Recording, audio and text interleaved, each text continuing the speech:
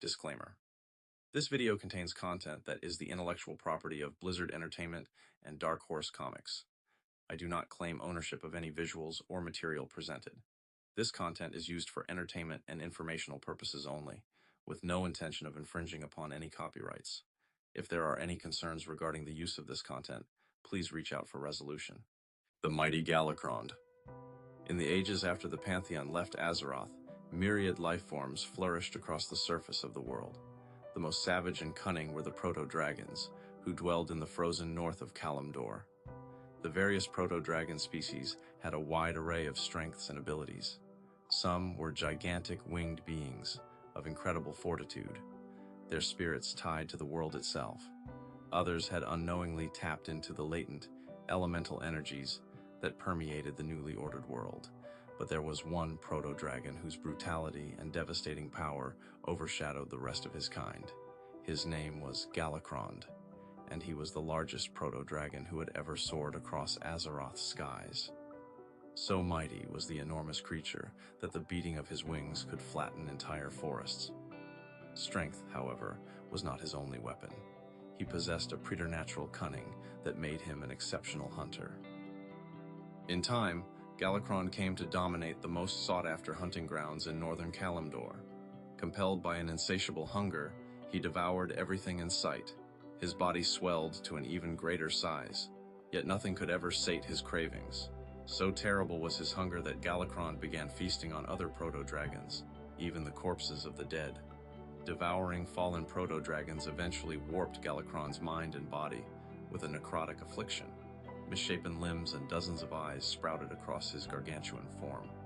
Death energies wafted off of Galakrond's jagged hide, reanimating dead matter. These necrotic powers were infused in Galakrond's victims, and they rose from the dead as mindless abominations. The ranks of Galakrond's wretched minions expanded. Soon, he and his ruined followers terrorized the skies over Kalimdor. The other proto-dragons, fractured by long-standing rivalries, failed to unite against this new threat. Tyr, the mightiest of the Keepers, was the first of his kind to notice the danger posed by Galakrond. He warned his fellow Keepers of what he had seen, but he could not motivate them to act. Though the Keepers had once sworn to protect the world, the war with the old gods and the ordering of Azeroth had sapped their collective strength and willpower. They had become indifferent to the world at large, focused solely on maintaining their vaults and arcane machineries. But Tyr was not deterred by his siblings' apathy. His drive to seek justice and order in the world pushed him forward. Tyr knew that if Galakrond remained unchecked, he would devour all nature, spreading his affliction to the far corners of Azeroth. Thus, the Keepers sought a means to destroy the giant proto-dragon and his minions. Tyr found his answer with 5 of the greatest and most intelligent proto-dragons in existence: Alexstrasza, Neltharion, Malygos, Ysera, and Nozdormu. Nearly all of these creatures hailed from different strains, and each of them displayed unique powers. Even the 2 sisters, Alexstrasza and Ysera, commanded distinct abilities. The tenacious and kind-hearted Alexstrasza could summon gouts of fire from her maw. The mighty Neltharion possessed incredible strength, and his piercing roar could shatter bone and rock alike. The cunning Malygos could breathe frost, encasing his foes in solid ice. The wise Nozdormu could assail his enemies with blinding storms of coarse sand. The elusive Ysera's breath could debilitate her enemies, sapping their willpower and throwing them into a deep trance. Tyr beseeched the 5 proto-dragons for aid in thwarting Galakrond. The creatures were initially suspicious of the strange being who had approached them, but they soon vowed to fight by his side. Despite their differences, the 5 proto-dragons showed a surprising willingness to work as one. Under Tyr's guidance, Alexstrasza and her companions warred with Galakrond and his fetid minions. Their battles raged over the snowy peaks and rocky spires of northern Kalimdor. Initially, Galakrond's jagged hide warded off the attacks of the 5 proto-dragons. Though disheartened by their enemies' resilience, Alexstrasza and her allies soon found his weaknesses. They assaulted Galakrond's many eyes and his soft, vulnerable gullet. By using their powers in harmony and trusting in one another, the 5 proto-dragons vanquished their gargantuan foe. Galakrond's lifeless husk plummeted to the ground, smashing into the frozen tundra of what would become known as the Dragonblight. The 5 proto-dragons had won despite all odds, but they had only done so by working together. It was a lesson they would not soon forget. Alexstrasza and the others would carry on this ideal of unity and cooperation for ages to come. Tyr and the Silver Hand.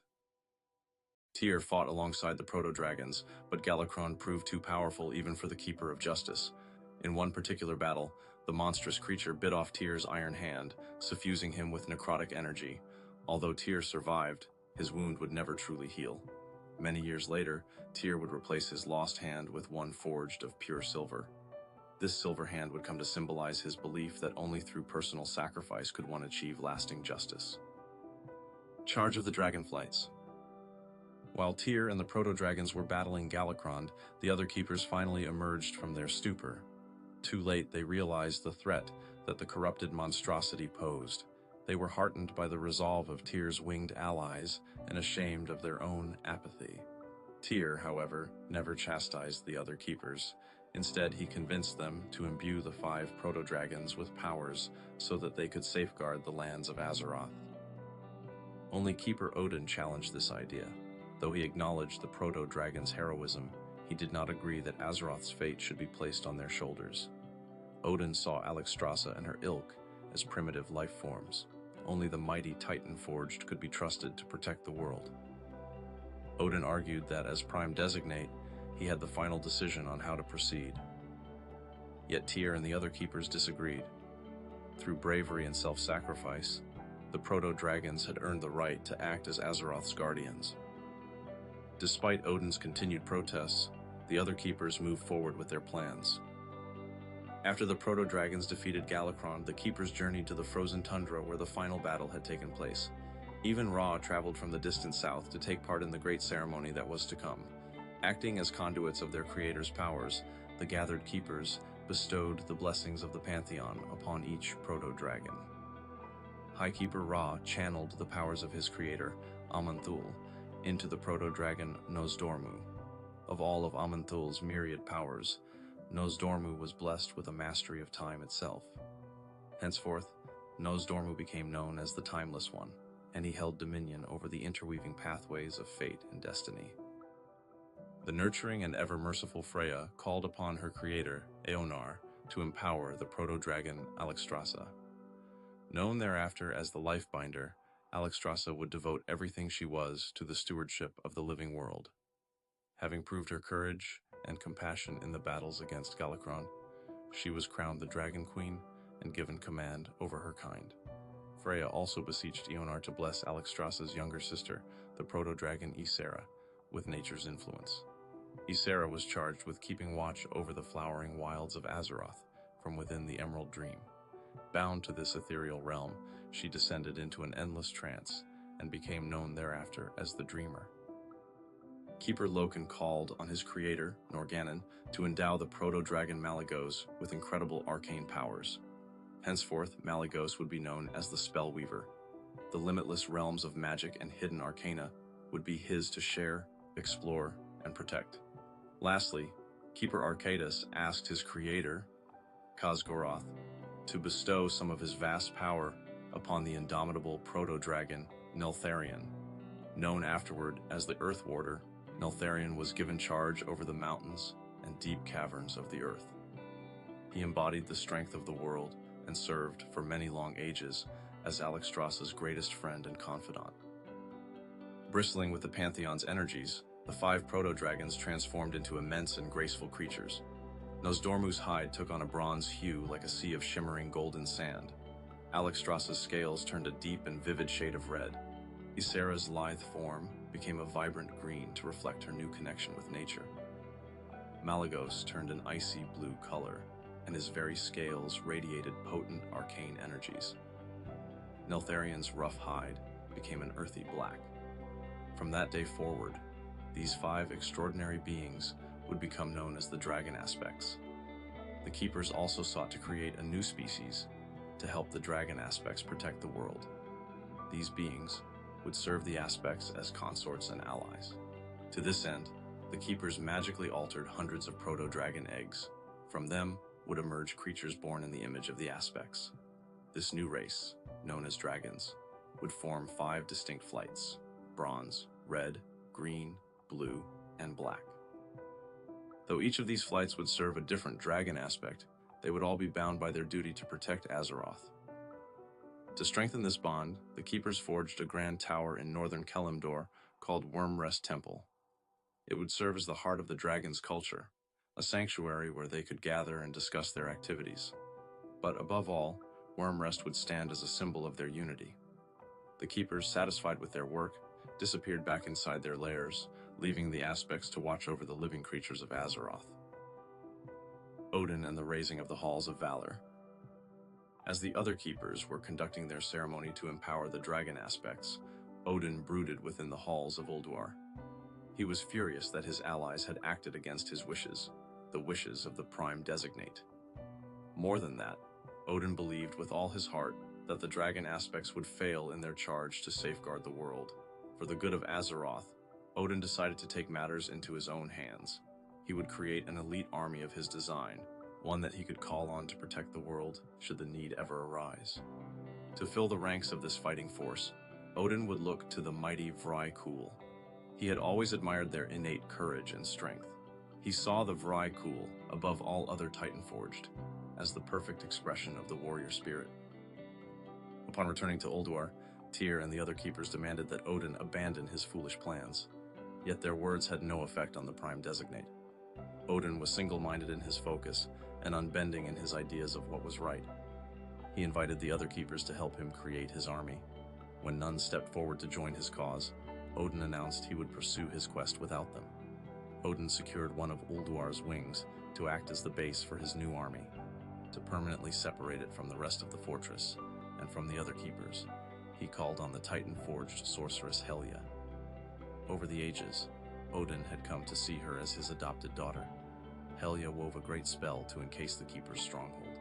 Then, focusing all of her power, she ripped the colossal chunk of Ulduar from the earth and lifted it into the cloudy skies.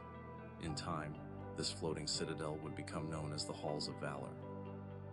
From atop his fortress, Odyn bellowed out a proclamation to all Vrykul. Those who proved their bravery by dying glorious deaths in battle would live again in the Halls of Valor. Their spirits would be transported to the fortress and given mighty new Stormforged bodies. These champions, these Valorjar, would serve as Azeroth's foremost guardians. Their deeds would live on in the hearts of all Titanforged forever after. All that remained was to find a means of ferrying the spirits of the dead to the Halls of Valor. For this, Odyn studied the energies that permeated the Shadowlands. The knowledge he gained would allow him to transform some Vrykul into spectral beings known as the Valkyr. These wraith-like servants would travel between the Shadowlands and the physical world, guiding the souls of worthy Vrykul to the Halls of Valor. Yet those who became Valkyr would be cursed to live as phantom beings for all eternity. No Vrykul volunteered for the grim task of becoming a Valkyr, and thus Odyn decided he would create his servants by force. Helya admonished the keeper for his willingness to turn the Titanforged into slaves against their will. The argument between her and Odyn grew so heated that the two nearly came to blows. In the end, Helya warned that she would return the Halls of Valor to Ulduar if Odyn did not change his mind. Odyn saw Helya's disobedience as a threat not only to his plans, but to the future safety of Azeroth itself. Blinded by his dreams of what the Halls of Valor could become, he struck out at the sorceress. Odyn shattered her physical form and twisted her spirit into the first of the Valkyr. Helya's howls of pain and anger rumbled across the surface of Azeroth and pierced into the very heart of the Shadowlands. This violent transformation would forever darken Helya, but her torment was not finished. Though she loathed Odyn for what he had done to her, she found herself compelled to obey his will. Under Odyn's command, she set out to transform unwilling Vrykul into the cursed Valkyr. For ages, Helya and her fellow Valkyr brought the souls of heroic Vrykul to the Halls of Valor. The citadel became filled with storm-infused Valorjar. Odyn trained and empowered each of these warriors. He had no remorse for breaking from the Keepers, or for transforming Helya into the first Valkyr. In Odyn's mind, everything he had done was for the safety of Azeroth, and in honor of the great pantheon.